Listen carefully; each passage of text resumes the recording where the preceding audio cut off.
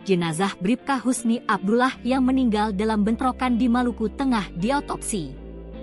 Kepala Unit Intel Polsek Wahai, Bribka Husni Abdullah meninggal dalam bentrokan antar warga di Desa Sawai dan Rumaolat, Kecamatan Seram Utara, Kabupaten Maluku Tengah, Maluku, Kamis, 3 April 2025.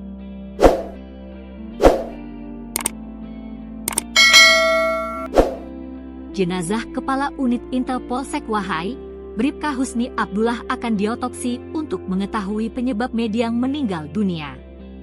Kepala Bidang Hubungan Masyarakat Polda Maluku, Komisaris Besar Polisi Areis Aminullah mengatakan pihaknya masih menunggu hasil autopsi.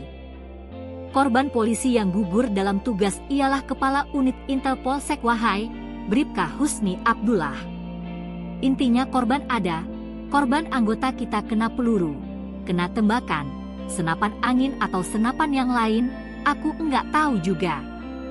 Karena harus ada dari ahlinya untuk autopsi, ujarnya dikutip Jumat, 4 April 2025. Pun perihal kronologi bentrokan masih didalami. Bentrokan yang terjadi sejak pagi hingga sore hari telah berhasil diredam oleh gabungan TNI, Polri. Tapi memang betul tadi pagi, hari Kamis kan, jam 10, terjadilah kejadian bentrokan. Kemudian anggota kita mengamankan melerai, itu gabungan dengan TNI, pungkasnya. Gugurnya Aibda Husni Abdullah menambah daftar panjang aparat kepolisian yang menjadi korban saat menjalankan tugas menjaga keamanan dan ketertiban masyarakat. Pihak kepolisian tentunya akan melakukan investigasi mendalam terkait insiden ini untuk mengungkap pelaku penembakan dan motifnya. Masyarakat diimbau untuk tetap tenang dan tidak terprovokasi oleh informasi yang belum pasti kebenarannya.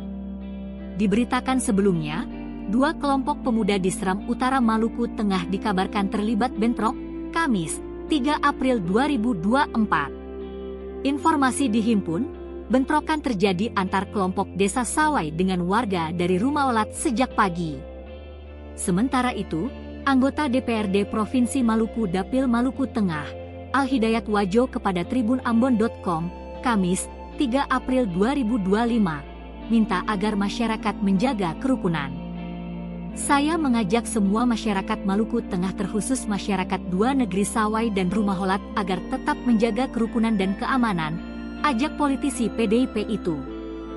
Kata Wajo, di hari Lebaran ini mari kembali memupuk silaturahmi sesama orang basudara. Mari kembali ke petuah orang Maluku, hidup orang basudara, ujarnya.